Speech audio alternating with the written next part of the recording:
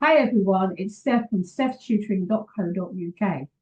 So one of the things that I do, or some of the things that I do to make your child and your learner feel really comfortable is where I am.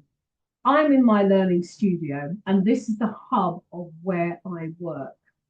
It gives us plenty of space so that we're able to move around freely if we need to. It's also soundproofed because the previous owner used to be a musician and they used to play their music down here and also play musical instruments down here. So it is absolutely soundproof. It is separated from the rest of the house so you have the space and you have the environment.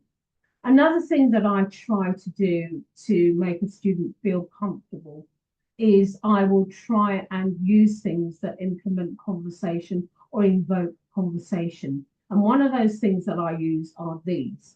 These are conversational dice or conversational cubes, whichever one you want to say. And they have, instead of having numbers on them or dots on them, they have lots of brief sentences on them. This one says, what subject do you like?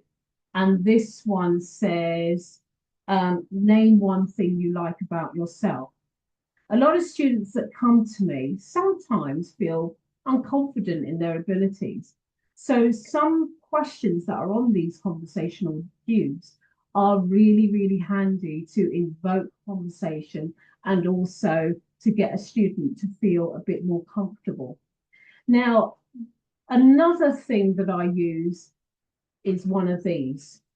This is called an I Spy bag, and it pretty much does what it says on the tin in that there are objects in here and they can be used to invoke conversation. Helps for brain breaks when the student is finding it difficult to understand a particular concept, or even they just need a break.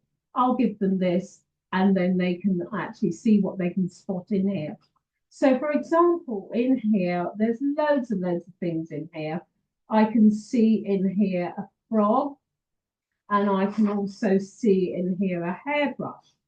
So again, it can invoke conversation, but equally, it's very useful to help with any students that are neurodivergent or may have ADHD, to be able to touch it because it is very, very tactile.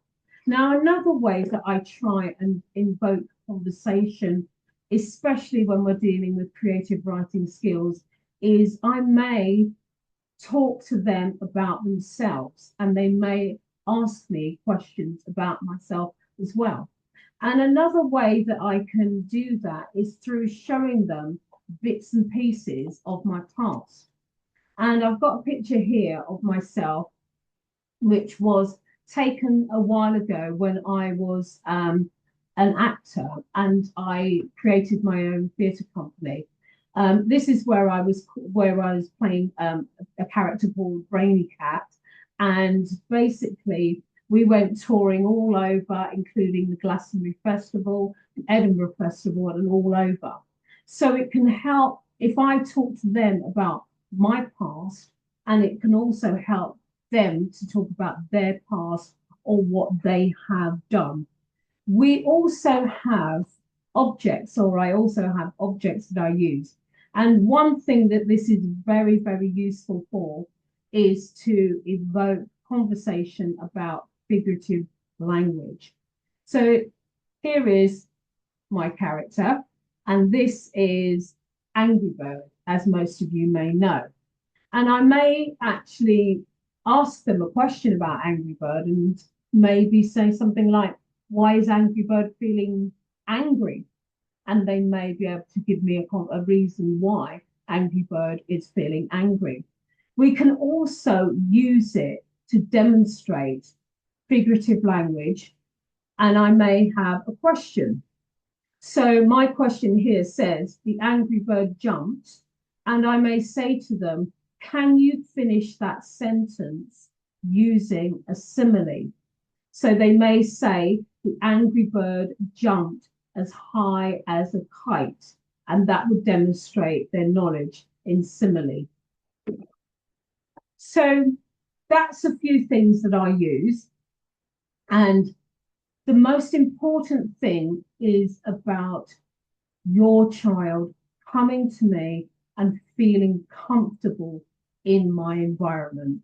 I hope that that's given you a few things that may help you to come to me for some tutoring. You can find me on most social media sites. I'm on Instagram, I'm on Facebook, and I've also got my website as well. Please come and say hello, and hopefully we can speak soon. Okay, I hope to see you soon. Ta-da.